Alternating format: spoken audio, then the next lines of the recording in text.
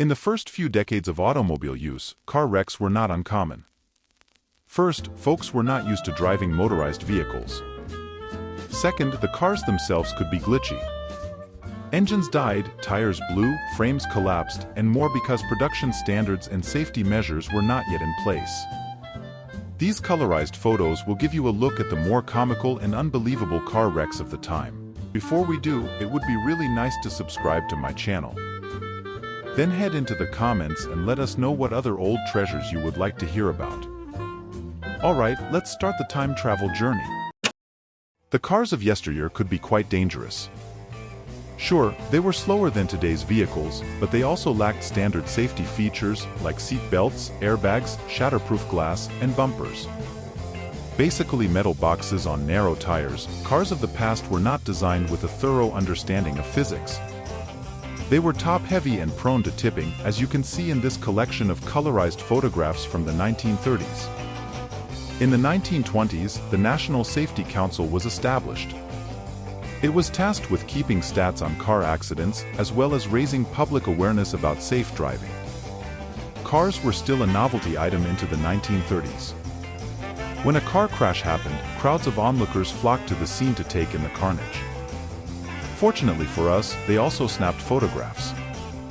In the late 1920s and throughout the 1930s, states passed laws and regulations to control the behavior of drivers behind the wheel. Placing speed limits on rural and urban roads certainly made a difference in the number of traffic fatalities. Laws were also passed to fine drivers for failing to abide by traffic signals, like stop signs. Additional laws made driving a motor vehicle while intoxicated a crime. Lastly, states set minimum driving ages for drivers to prevent youngsters from taking the wheel. We may raise an eyebrow about this today, but in the 1920s and 1930s, families often allowed their children, as young as 9 and 10 years old, to take the family car for a spin around the neighborhood. Car manufacturers recognized that the design flaws in their vehicles were contributing to accidents and deaths. Steps were taken to improve the designs. Cars were made to be more stable and less prone to tipping and rolling. Shatterproof glass was used to make windshields. Brakes were added to all four wheels, not just the front two. Sadly, many of the safety features that were invented in the 1930s were not implemented into vehicles until decades later, as we will see next. In the 1930s, inventors and designers at American car companies listened to the public's concerns and complaints and set about creating safety features.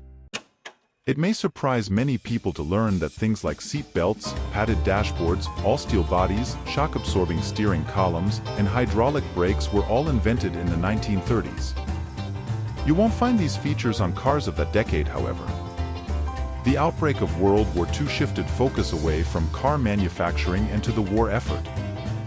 Adding standard safety features to cars would wait until after the war had ended and longer.